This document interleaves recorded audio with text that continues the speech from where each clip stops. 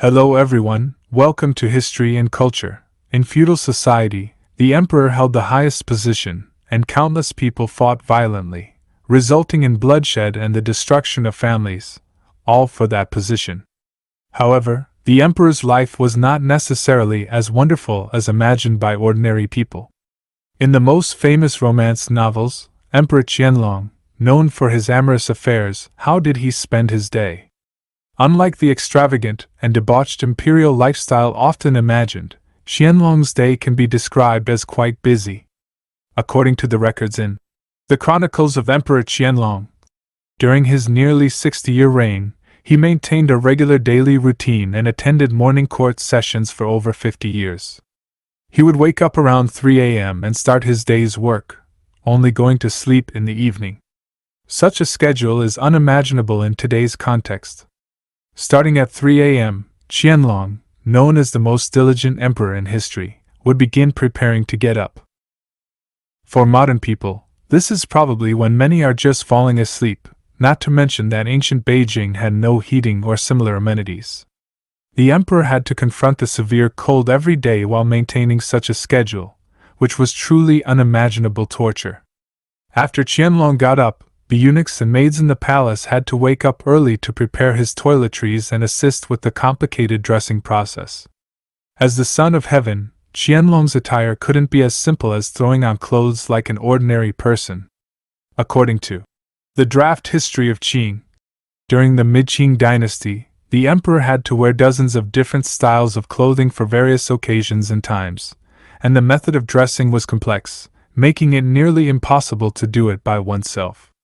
Therefore, between 3 a.m. and 4 a.m., Qianlong had to spend an hour standing in the freezing cold just to dress for the morning court session. Compared to Emperor Wenli of the Ming dynasty, who had not attended morning court sessions for 28 years, it is evident that Qianlong went to the opposite extreme. In the early years of Qianlong's reign, due to the need to address numerous unfinished matters, the morning court session was often set at 5 a.m.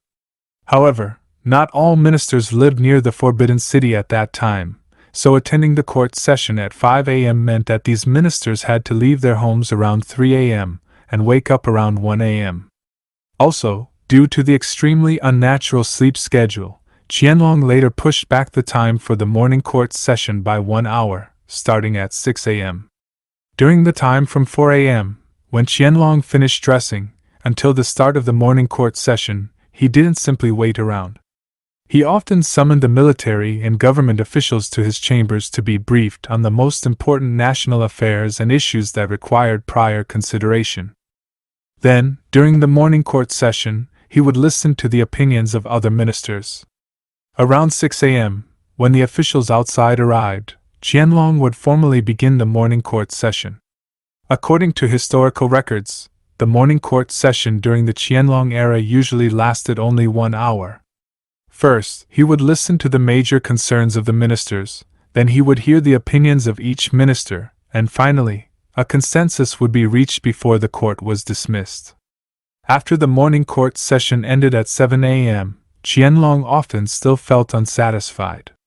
For uncertain issues or those he felt he didn't fully understand or handle properly, he would summon the relevant ministers to the Imperial study again. Only after discussing these matters would he start his breakfast.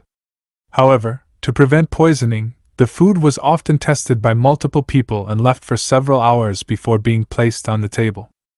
By that time, it had lost its original temperature and taste. In addition, according to the ancestral instructions of the Qing dynasty, the emperor was not allowed to eat the same thing more than 3 times, even if he really liked it. This was to prevent others from guessing his preferences and poisoning his food in advance. After the tense breakfast, Qianlong had to choose which concubine to spend the evening with, a practice commonly known as flipping cards. If he wasn't in the mood, he would take a short rest and then begin the real work of the day, reviewing memorial documents. During the prosperous Kangxi and Qianlong eras, the territorial expanse of China had reached its peak. As the highest ruler of China, the 1-hour morning court session was far from sufficient to meet the demands of governance.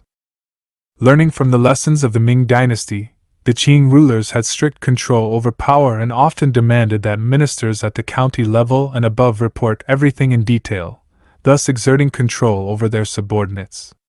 However, this system naturally brought numerous troubles. Every day, Qianlong had to deal with the memorial documents from all over the country that arrived the previous day. He had to review and reply to these documents within a single day. Since the Qing dynasty had abolished the cabinet system, officials and eunuchs had no prior knowledge of the contents of the memorial documents. Therefore, Qianlong couldn't know in advance which ones were of great importance and which ones were merely routine reports. He had to carefully read and make annotations on each one. The workload of reviewing the memorial documents varied depending on the daily volume. If there were fewer and less cumbersome documents, Qianlong could finish the task quickly. However, as county-level officials were required to submit reports, some individuals had nothing significant to write about and could only fill their reports with trivial matters. Qianlong had no choice but to read them all, which often made him impatient.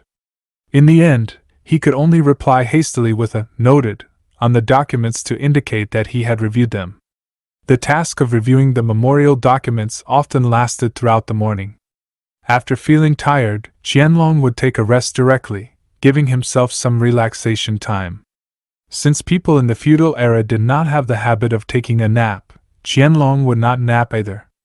At most, he would have some snacks, take a walk in the palace or garden to enjoy the beautiful scenery, and then resume reviewing the memorial documents. The review process usually continued until late afternoon.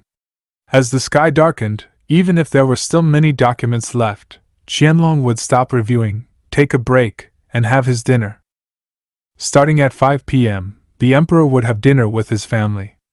Since ancient times, it was common to have only 2 meals a day, and considering Qianlong's heavy workload and extensive mental and physical exertion, the dinner dishes were often luxurious and abundant. Each bite of every dish could take nearly an hour to finish. By the time dinner ended, it was generally around 6 p.m. As it was already dark outside, if there were no urgent state affairs, Qianlong could find time to return to the palace to visit his concubines or indulge himself by writing poetry or reading, to entertain his mind and body. However, even entertainment had its limits. Even for Qianlong, he could only spare an hour each day, and exceeding that would be reminded by his attendants and eunuchs. By 7 p.m., Qianlong had to rush back to his residence to freshen up again. If earlier in the morning he had selected a concubine, then around 7:30 p.m. The eunuchs would often bring the concubine, who had already been bathed and wrapped in a blanket, to Qianlong's sleeping chamber. Due to a precedent of a concubine attempting to assassinate the emperor during their private time, concubines were not allowed to stay overnight in the emperor's sleeping chamber. By 8:30 p.m., the eunuchs had to remind Qianlong of the time, and then take the concubines back to their respective residences. By this time, the emperor's work for the day was mostly completed. Since he had to prepare for the morning court session the next day and lacked entertainment during the night, Qianlong did not frequently stay up late. Most of the time, he would go to bed around 9 p.m., ready to sleep. However, even with this calculated arrangement, Qianlong could only have around 6 hours of rest per day. During his 60-year reign, Qianlong maintained this fixed routine for nearly 50 years.